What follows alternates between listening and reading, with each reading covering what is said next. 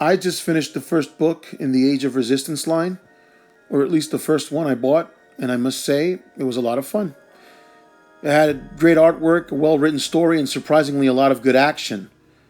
I do believe that these stories, if they are just as good as this one and as well written, will complement the movies just like the EU did for the prequel era.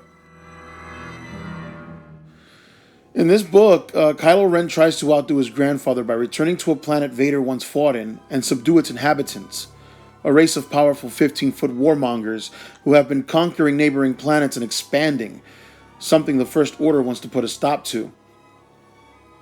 In this book, you see a lot in Kylo that was only shown in bits and pieces in the actual films, like his much tougher, bolder, adventurous side. I'll try not to say too much and keep it short, but let's just say he goes Conan in this comic, and is very determined, unleashing his savagery with displays of strategic genius seen in the past with Anakin Skywalker during the Clone Wars. There were some things that remained vague and incomplete by the time I reached the end of it. I guess they didn't want to seem as though they were making Kylo look like an unbeatable monster, unlike his grandfather, or that he has a much higher potential than Anakin.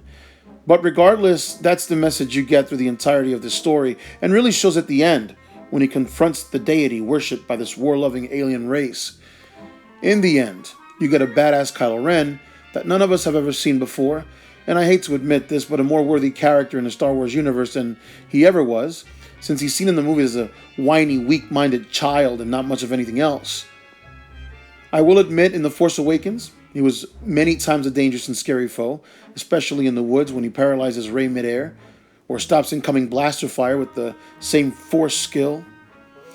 But anyway, I tell you that with writing like this, we're in danger of actually liking these characters. And that's the beauty of comic books and novels, because you can go deeper into the mythology and characters and get to know them better. And sometimes, like what happened with me during the prequels, become a devoted fan. I will tell you, I was a staunch defender of that Star Wars period. So I say, read this book. It's worthy. It's great. And even if you hate the new generation of characters and everything else happening around it with its controversies and whatnot, you can and will enjoy this book. May the Force be with you, my friends. Maverick out.